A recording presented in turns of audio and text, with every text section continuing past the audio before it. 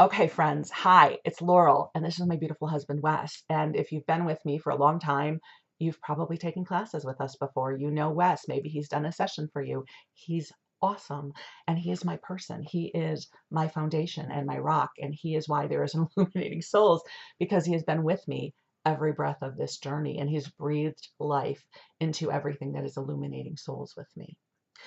So there's a lot going on in the world. You may be having a lot of feelings about it, and we want to come to you with some encouragement, with a lot of love, with support, and maybe a little bit of guidance. We're going to stay away from the politics of the moment, even though I have big feelings about it, as perhaps do you. If you know me well enough, you will probably know what my big feelings are about, but I don't know that it is going to help if I voice those to you. But let me share with you a few principles. Something I heard someone say a while ago that is really powerful is that advocates don't always get to live to see the results of their advocacy. I don't mean that to sound dark. What I mean is we are here to help evolve consciousness, and so we are planting seeds for brighter tomorrows. We may not always see evidence of those brighter tomorrows in the moment. There's a wonderful woman, Dr. Sarah Hackett Henderson, I believe is her name. She was a doctor in Chicago, and she became a doctor, I think, in the mid to late 1800s, and she was the first woman doctor admitted into the AMA. And she advocated for women's medicine, women in medicine. She opened a home for women who were leaving abusive relationships where they could get training for work and their kids would be cared for. Like, she did a lot. And, by the time her life ended, she had not seen a whole lot of change in terms of a woman's place in the medical community, in the world. And when you think of the world that we live in right now, she was an advocate for us. So brings me to point number two. The shadow is a tricky beastie.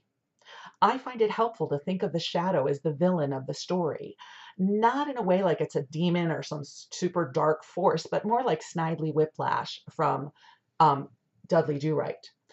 He's gonna tell you all kind like, listen, it's really effed up out there. You don't want to do this work. Listen, you should just go watch more Netflix. Just sit back. You have no power here. Like, what are you even doing? Light and love and angels. Like, who needs that right now? Just go away. And so it makes it think it's our idea. And like, yeah, that sounds really good because I'm very tender and I'm an empath and I don't have the power for this. And that's the shadow. Because let me tell you, you are freaking mighty. You have known that there is something about you your whole life. You have probably felt different in this world and you've wondered, why am I here?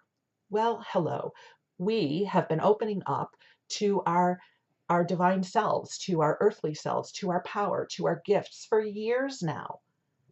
We've been assembling our toolbox. Like, you are mighty. You're a divine being having a human experience, and you are a miracle. And you are a visionary, and you are someone who feels deeply, and you are someone who cares deeply. And that is more powerful than the shadow. So don't let the shadow convince you that you have no power here.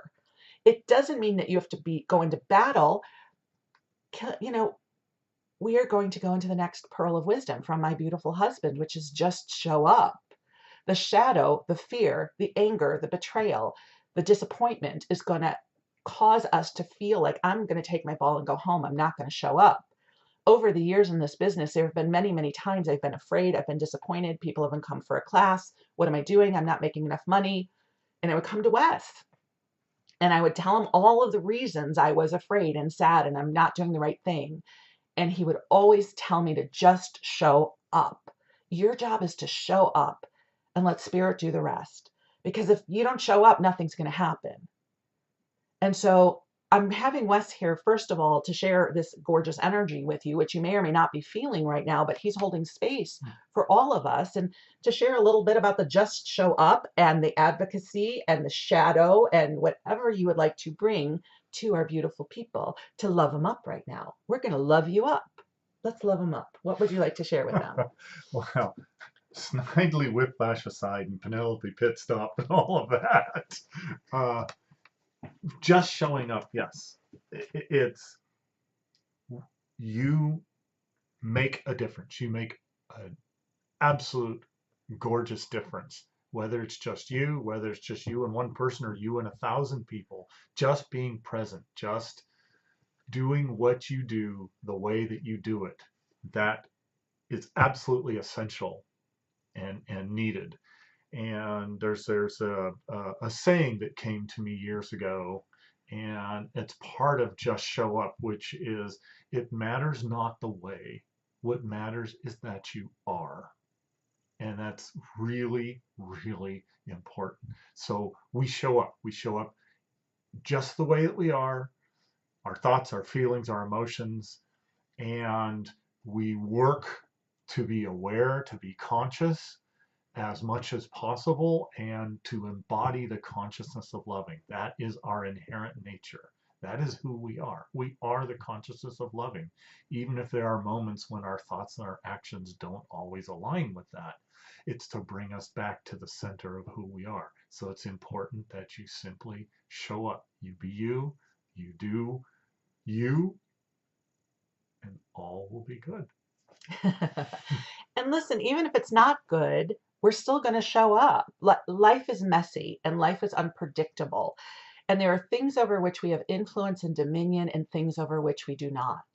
One of the other principles that really helped me a lot, and this comes from the angels and Josephus, is when there are big issues, when there are big things happening in the world, it can be easy to feel like there's nothing I can do. I have no influence here. And that may be true. I have no influence over the weather systems that have devastated much of the world right now. I don't have tremendous influence over people who are going hungry.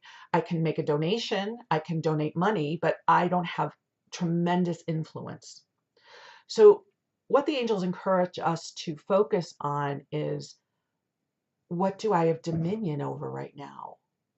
What do I have dominion over now? What do I have influence over? It may be small.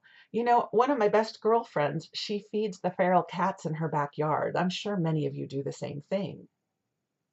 Is that making a difference in the world? Well, to the cats, that is, and to her heart, it is. I sometimes think the world's problems feel so big and we feel intimidated. But we are all drops of the ocean in the ocean of consciousness. And maybe I can't influence the ocean, but I can certainly hand out snacks and smile and support the other drops of the ocean that are in my vicinity. I can do that. I can make this video with Wes right now for you. This I can do. I can show up and do this. I don't have any big answers. I don't know.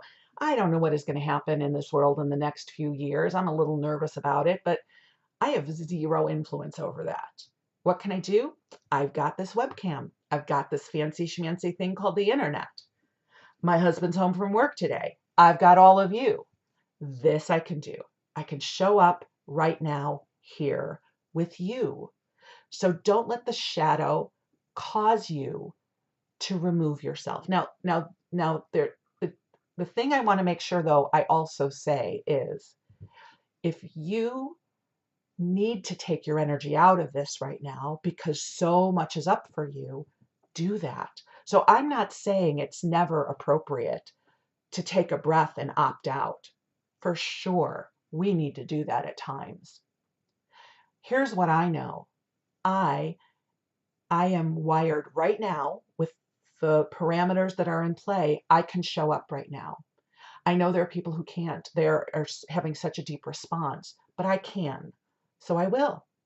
And if there comes a time when I feel like I need to opt out, somebody else is going to step in. That's why we keep stepping in when we're ready. And so I thought we could draw 3 cards for us.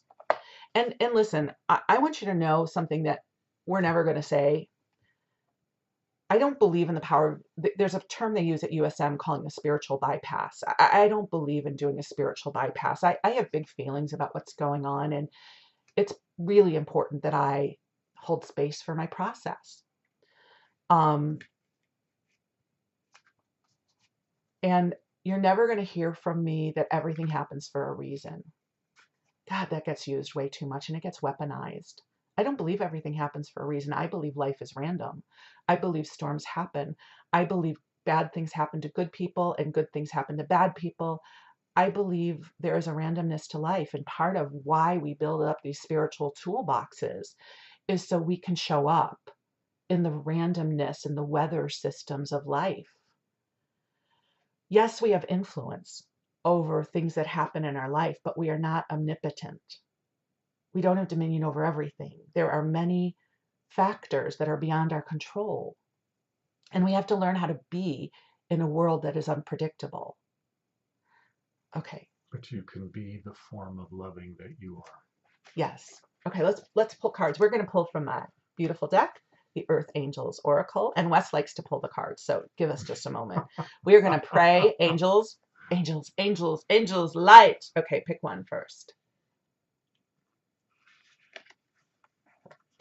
I love her. Okay, this is the first card, experience. Okay, do you not feel better looking at her face? Can you just feel her? Like, this woman's seen a lot. She's seen a lot.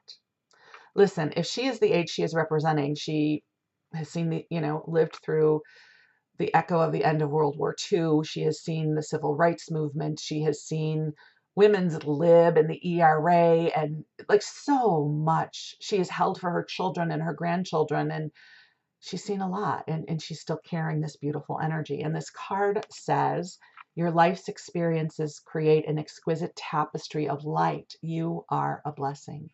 We are all the amalgam of our experiences and how we were raised. We are rocks worn smooth by our life's experiences. So experience is the first one. All right, my man, number two.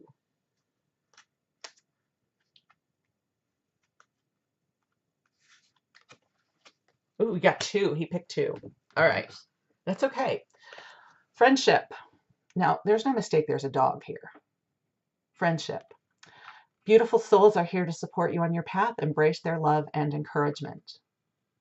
And snuggle your dogs and your cats for comfort. Find others who are a vibrational match to you. Sometimes that will not be human beings. Sometimes those will be animals.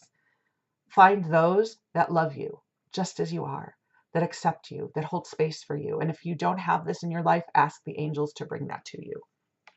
And the third card Wes pulled when he pulled the double is inspiration. Look at her and her bright, beautiful, etheric wings. Your angels are bringing you sparks of inspiration to help you illuminate the path. So just show up. Just show up. And I want to share my bastardization of an Einsteinism, which is sometimes a problem cannot be solved at the level at which it exists. Maybe we don't have to figure out how to heal the world. Maybe we can, like I'm doing, just make beautiful pictures in Midjourney and send them out into the world. Maybe we can make banana bread for our neighbors. Maybe Wes grows amazing tomatoes. Maybe we're going to pick our tomatoes and give them to the neighbors. Like, listen, just listen to your soul whispers. Maybe there is just a little sweet portal of light that is whispering to you that will bring some extra light into the world this week. Yeah? Yeah. Anything more you'd like to share with our beautiful people? No, just trust in your knowing. Just show up. You do make a difference. Many times we are not allowed to always see that we make a difference, but that's not the point. It matters not the way. What matters is that you are. Just show up. Okay. Go team. Go team light. Listen, guys. Listen, we're team light. We are born of mighty, mighty people. Our ancestors have been through so much. There's been so much. We always go through the shadow and the light. Life has cycles to it. And we get to orient ourselves. If you need to take some time to orient yourself to where you are right now, do that. Do that. You take good care of you first, because you have to take good care of your instrument so that you can know how to show up, how to center yourself in what is. One last thing I'm going to share, because I know this is getting long. It's appropriate because it's Veterans Day. My dad, Jack, who, if you listen to my podcast, I talk a lot about, amazing guy.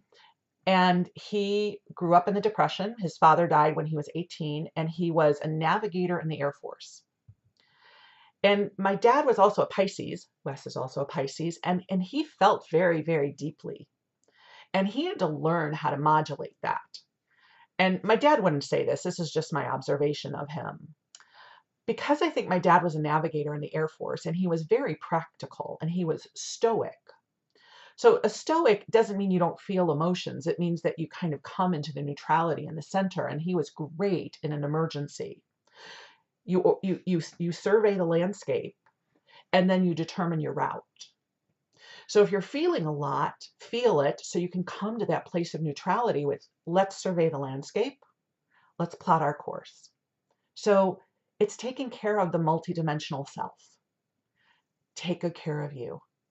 Make space for your process and your journey, and let the light come in, and know that you're not alone in this. There are many of us who are holding this world, this realm, this experience in our hearts, in love, in empathy, in support, in advocacy. And I'm still going to show up, and I hope you do too, and I'll bring good snacks. Yeah? Yeah. Okay. We love you. We'll talk to you soon. Thanks, everybody. Bye.